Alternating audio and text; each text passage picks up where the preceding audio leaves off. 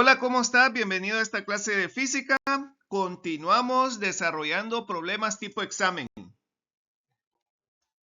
El problema dice, explique por qué una escalera puede ser colocada formando un ángulo sobre un piso rugoso y contra una pared lisa, pero no sobre un piso liso y contra una pared rugosa. Y ahí se ve una representación gráfica del problema. Aparentemente es lógico que la escalera solamente se podría sostener sobre un piso rugoso y no sobre un piso liso, pero vamos a ver qué es lo que nos dicen las leyes y los principios físicos. Bien, analicemos el primer punto. Piso rugoso contra pared lisa. Y aquí está la representación gráfica. Vamos a analizar las leyes de Newton en el ejercicio. Para ello necesitamos identificar las fuerzas que están involucradas. La primera fuerza pues sería el peso, que estaría representado en el centro de la escalera. El centro de masa de la escalera está en el centro, por eso graficamos el peso ahí en el centro de la escalera. Habría una fuerza normal que genera el suelo. Recuerda que la fuerza normal es aquella que se genera, que generan las superficies y es perpendicular a ella. En este caso, la escalera está sobre el suelo y el suelo genera una fuerza que es perpendicular a ella llamada fuerza normal. Existe también la fuerza de fricción, que es la que provoca que la escalera no se deslice. Y existe la fuerza normal que produce la pared. Claro, como la escalera entra en contacto con la superficie de la pared, entonces genera una fuerza normal, como ya te dije, perpendicular a ella, en este caso apuntando hacia la izquierda. Aplicamos la primera ley de Newton porque el objeto está sin movimiento y las fuerzas que analizaríamos, como dice ahí, sumatoria de fuerzas en X sería fuerzas horizontales. Las fuerzas horizontales sería una positiva, que es aquella que apunta hacia la derecha, que es la fuerza de fricción, y la otra negativa, que sería la fuerza normal que produce la pared. Lo que significa que la fuerza de fricción sería igual a la fuerza normal que genera la pared. Ahora, la fuerza de fricción, pues tú sabes que es el producto del coeficiente de fricción estático por la fuerza normal del suelo. Recuerda que la escalera entra en contacto con el suelo rugoso. Por lo tanto, pues la fuerza de fricción está en función del suelo rugoso. Sería coeficiente de fricción por fuerza normal del suelo, que sería igual a la fuerza normal de la pared. Analizamos ahora la primera ley de Newton en Y. Para ello necesitaríamos las fuerzas verticales. Las fuerzas verticales es una positiva, que es la fuerza normal del suelo, menos el peso, que es la fuerza que apunta hacia abajo. Lo que significa que la fuerza normal del suelo es igual al peso. Otro punto a considerar en el ejercicio es el momento de torsión.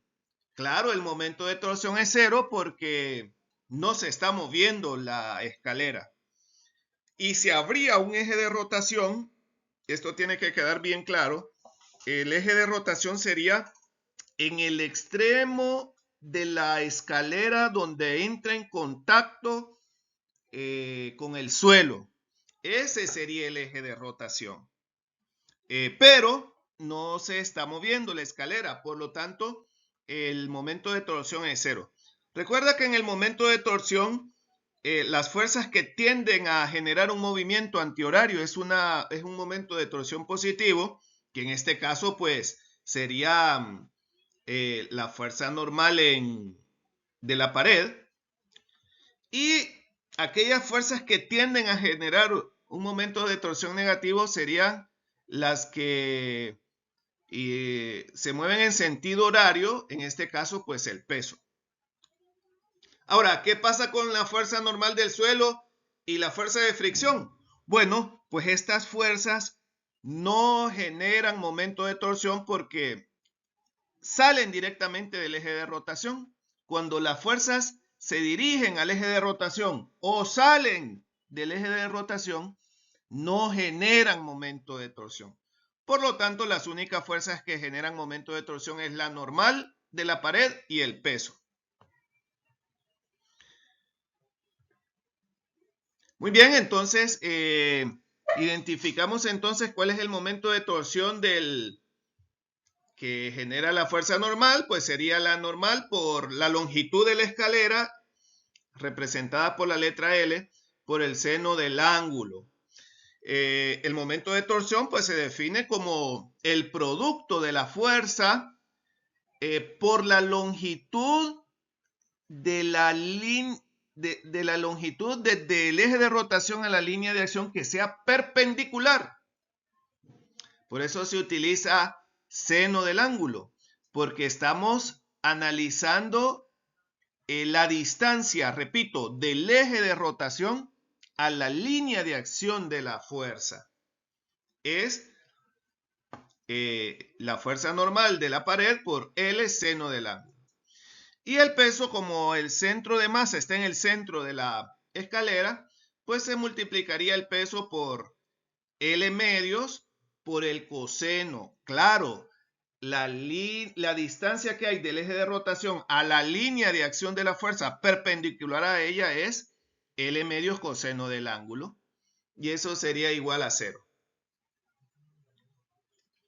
Bueno, eso significa que la fuerza normal por la longitud de la escalera por seno del ángulo es igual a el peso por la longitud de la escalera entre 2 coseno del ángulo. Si tú te fijas, pues en ambos lados está la L, pues lo podemos cancelar y queda simplificado de esta forma: normal por el seno del ángulo por el peso coseno del ángulo entre 2.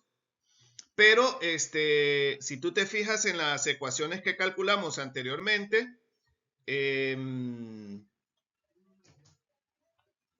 la fuerza normal que genera la pared es el coeficiente de fricción por la fuerza normal del suelo, o sea, lo podemos sustituir. Y la fuerza normal del suelo, pues es el peso. Eso lo determinamos cuando aplicamos la primera ley de Newton en Y. Por lo tanto, pues la ecuación se puede seguir simplificando, el peso se puede simplificar, de manera que una ecuación más simplificada sería 2 por coeficiente de fricción, seno del ángulo, coseno del ángulo. El coseno está, podríamos decir, multiplicando, podría pasar a dividir, quedando 2 por coeficiente de fricción, seno entre coseno del ángulo igual a 1. Y bueno, pues el 2 por el coeficiente de fricción, pues está multiplicando, pasa a dividir, y seno entre coseno es tangente. De manera que nosotros podemos identificar que el ángulo en el que se podría sostener la escalera sería el tangente inverso de 1 entre 2 por coeficiente de fricción estático. ¿Qué significa esto? Bueno, pues significa, tú puedes hacer los cálculos, mientras más pequeño sea el coeficiente de fricción estático, la escalera tendría que tener un ángulo mayor. Tú puedes hacer los cálculos, puedes utilizar un ángulo mayor y puedes encontrar el coeficiente de fricción estático, o viceversa. Puedes utilizar el coeficiente de fricción estático grande y ver que el ángulo pues vendría a ser pequeño, viceversa. O sea, lo que te quiero decir es que el coeficiente de fricción estático es inversamente proporcional al ángulo. Mientras más pequeño sea el coeficiente de fricción estático, más grande tiene que ser el ángulo. Analicemos el otro escenario. Piso liso contra pared rugosa. Vamos a seguir el mismo procedimiento que utilizamos anteriormente, analizando en primer lugar las fuerzas involucradas. Estaría el peso que parte del centro de la escalera, porque el centro de masa se encuentra en ese lugar. la fuerza normal que genera el suelo, vertical hacia arriba, la fuerza normal que genera la pared, horizontal apuntando a la izquierda, la fuerza de fricción que apuntaría hacia arriba, vertical hacia arriba, porque la pared pues es rugosa. Aplicamos la primera ley de Newton, suponiendo que la escalera no se está moviendo. Y si tú te fijas, la única fuerza horizontal es la fuerza normal que ejerce la pared. Y no hay más. Consideraríamos que la fuerza normal es igual a 0, porque no existen otras fuerzas. La pared, según la primera ley de Newton, no genera ninguna fuerza, lo que es contradictorio, porque pues si la pared está siendo sostenida, la pared generaría una fuerza normal.